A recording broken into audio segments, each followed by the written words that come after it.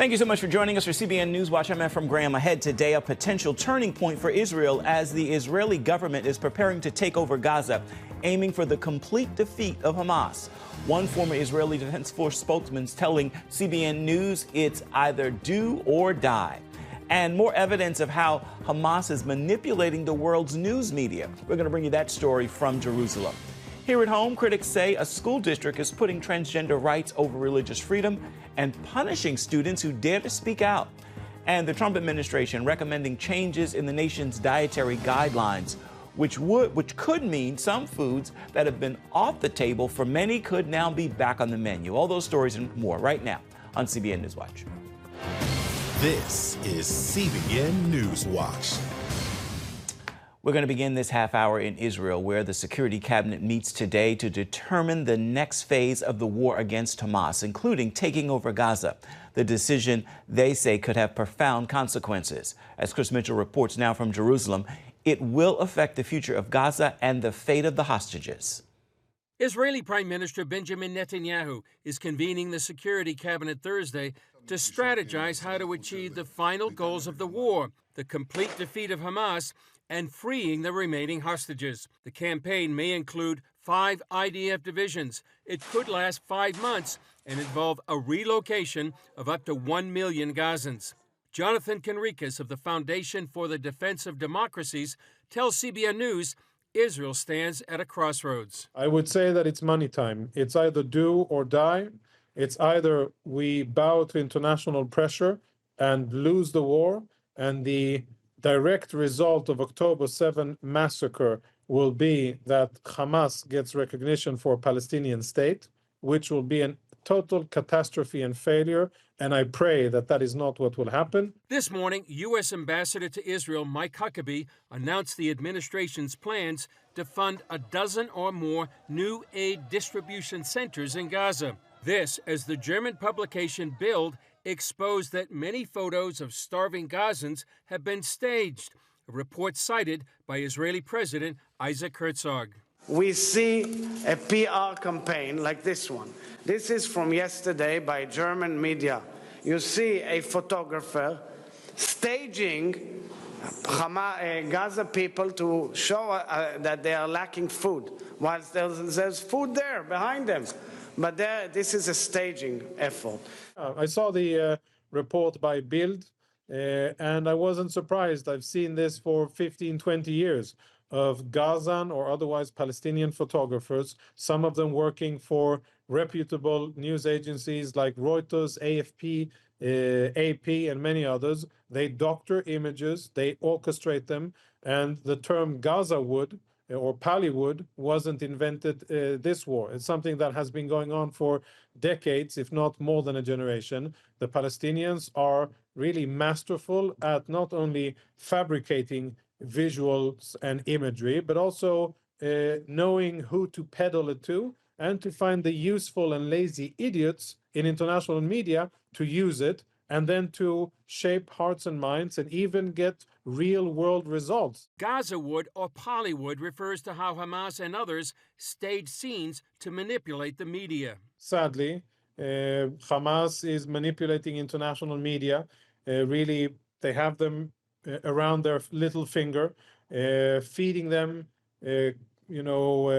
baked stories and cooked images. Currently, we also have now this campaign called Starvation in Gaza.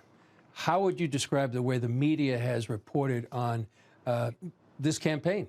Well, they've certainly tried to prove this point of view that they have, and it's not true. There is food in Gaza. You can go into a market right now, you can go to a cafe, you can buy food. Israel's made sure that there's more food in Gaza than there was before the October 7th attacks.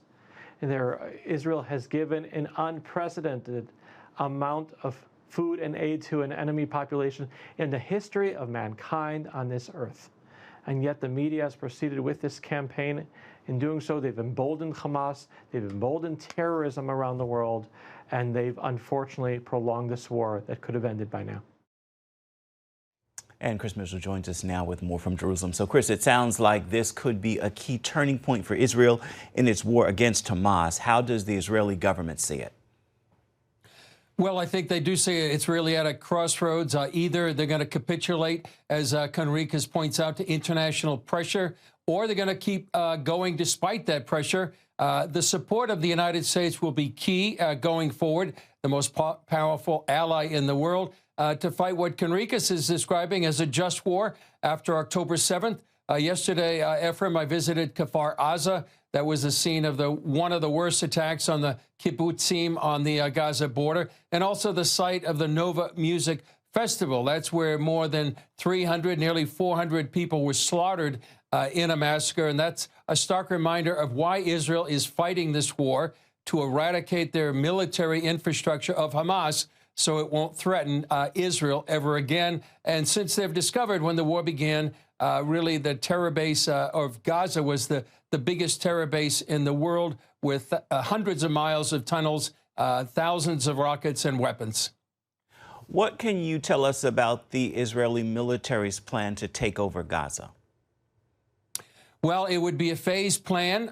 First of all, the evacuation of Gaza City. That's about half of the population of Gaza, where currently live maybe 900,000 to 1 million Gazans. That's why you see videos of those cafes and markets that so far have been relatively untouched by the war. So they're going to give notice for them to leave.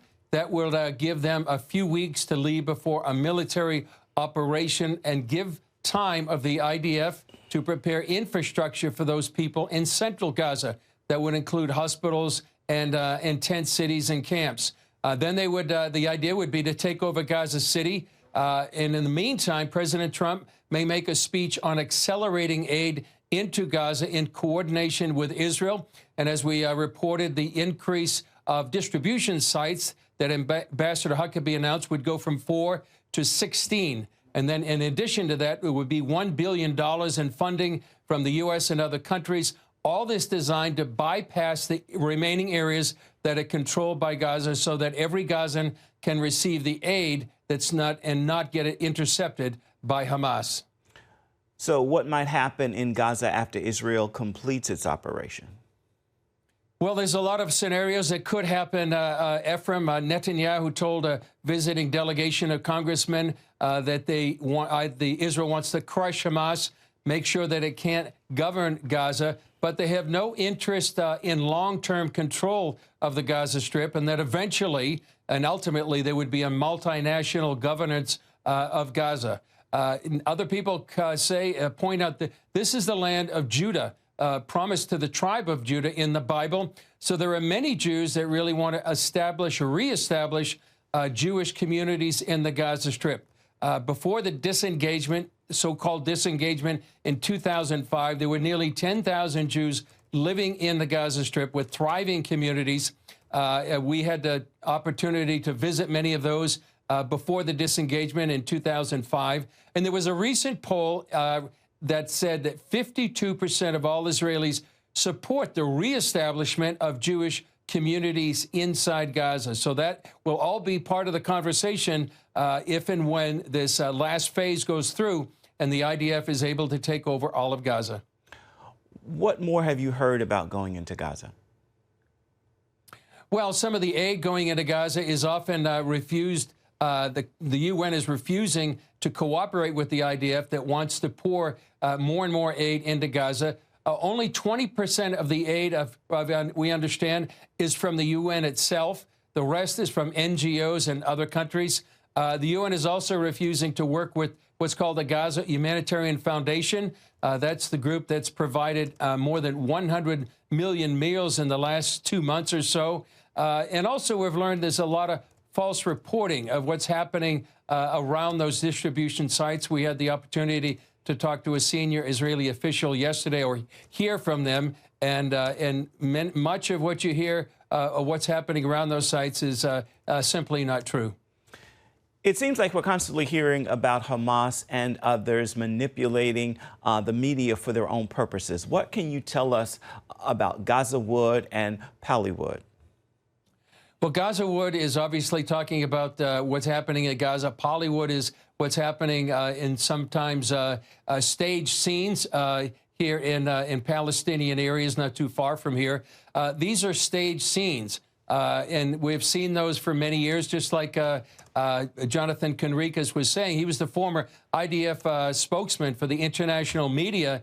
And some of these scenes go back nearly 25 years, especially during what's called the Second Intifada. As I said, Conricas used to be the IDF spokesman. He's seen those scenes for many years, all orchestrated to manipulate the media and manipulate the narrative of the story. And sadly, as Conricas says, many times it really works. All right, our CBN News Middle East Bureau Chief Chris Mitchell, thank you so much for your insight. Of course, we're looking forward to hearing from you come tomorrow. Coming up here at home, critics say a school district is putting transgender rights over religious freedom and punishing the students who are daring to speak out. We're going to hear why some Christians are saying the law has been weaponized against them and what's being done to stop it. We've got that story for you when we come back. You're watching CBN News Watch.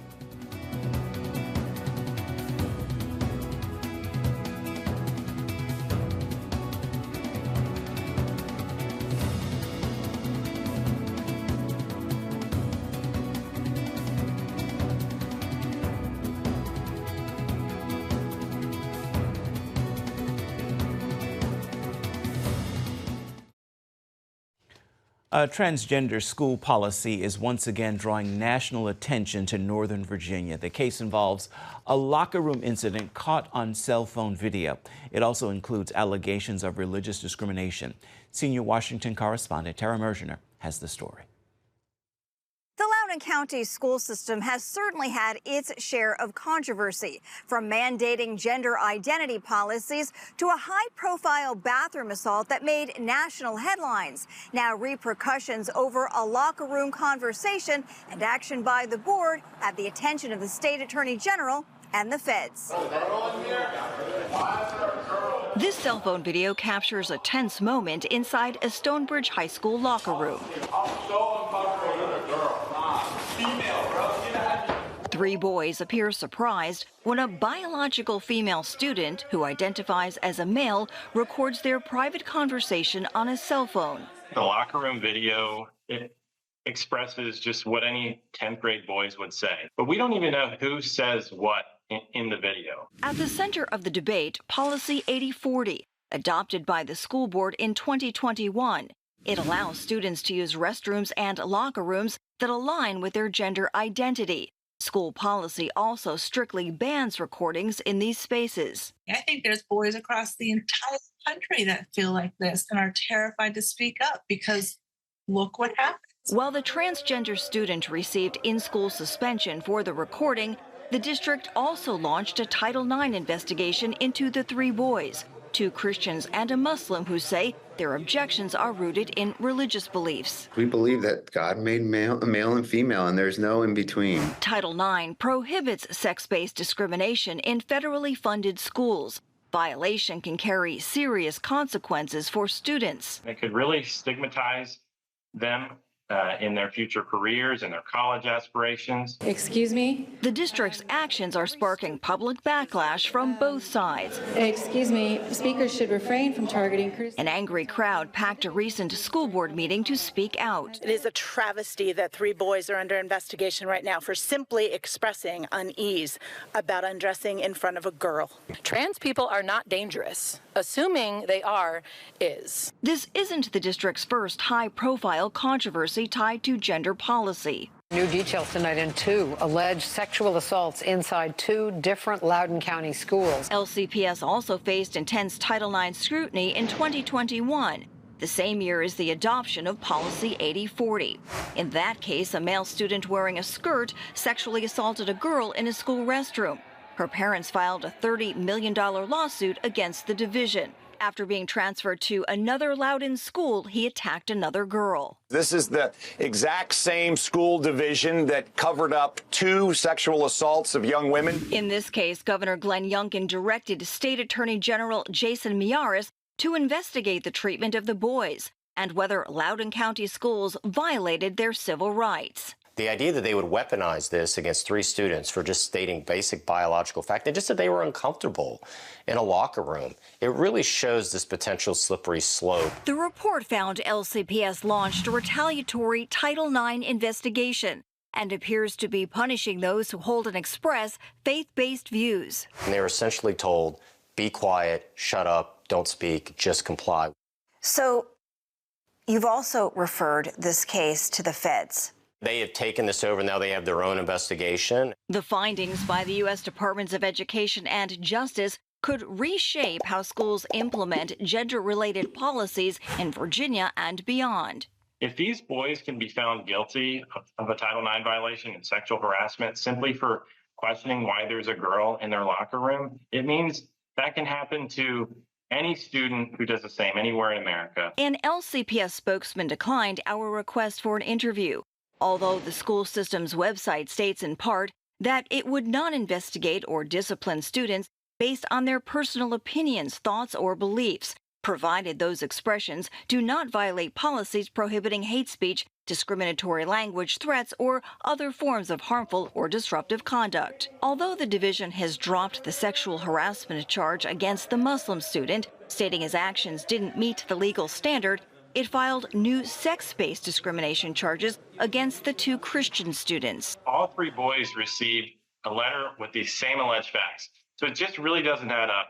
If they don't have any solid evidence that these boys did anything wrong, they should just drop the case and move on. The case in Loudoun isn't an isolated incident. Similar gender identity and religious battles are unfolding nationwide.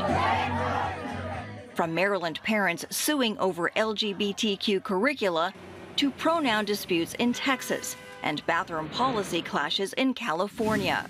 Hello, ladies and gentlemen, and only ladies and gentlemen it is and shall always be. Loudoun could become a pivotal test case in defining the limits of how public schools protect civil rights without infringing on religious freedom. What we're trying to do is just bring back common sense into the educational system. Depending on the outcome of the federal investigation into potential Title IX violations, further actions could include disciplinary action against Loudoun County school officials, federal sanctions, or lawsuits challenging the district's policies or handling of the case. In Loudoun County, Virginia, I'm Tara Mergener, CBN News. Still ahead, the Trump administration recommends new guidelines for what Americans eat, and it could mean bringing back some foods that may have been off the table for many people. We've got the story right after this.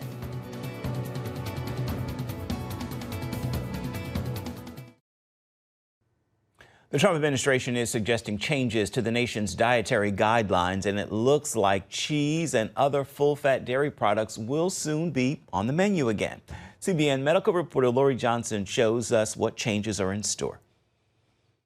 Health and Human Services Secretary Robert F. Kennedy Jr. announced America's new dietary guidelines will include more dairy.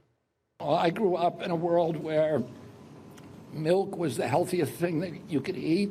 Secretary Kennedy made the announcement alongside dairy industry leaders. We know that Americans eat roughly 19 pounds of ice cream a year. They've agreed to remove artificial food colors from their ice cream within the next 3 years. Kennedy says dairy is just what Americans need more of. There's a tremendous amount of emerging science that talks about the need for more protein in our diet and more fats in our diet.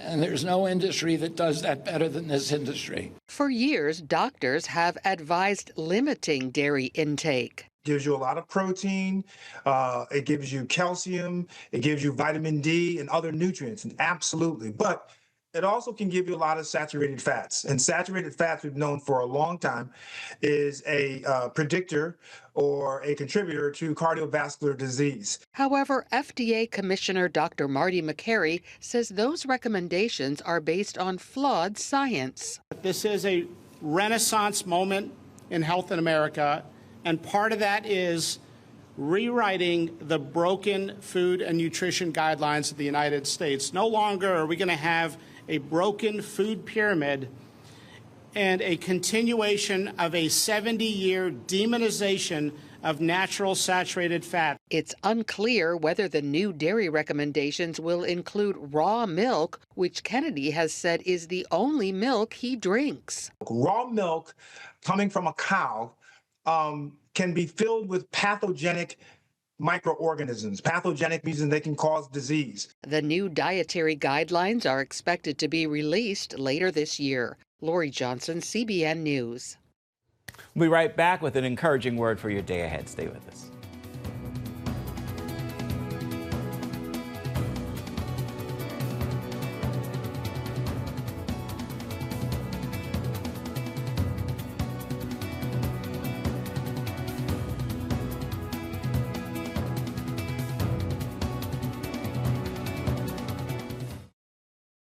Time now for your Thursday Thankful. I invite you to join me in this prayer of gratitude. Great God, thank you for the air I breathe, and I thank you for breathing life into me yet another day. I'm grateful you give me new grace and new mercy sufficient for the day. For that, I can only say thank you. With that prayer, make this a Thursday filled with gratitude, thankfulness from start to finish. Well, that is going to do it for this edition of CBN NewsWatch. You can always find more of our news programs on the CBN News channel at any time, as well as online, cbnnews.com. Take a moment, let us know what you think about the stories you've seen here today. You can email us, newswatch@cbn.com. We'll see you back here, same time tomorrow.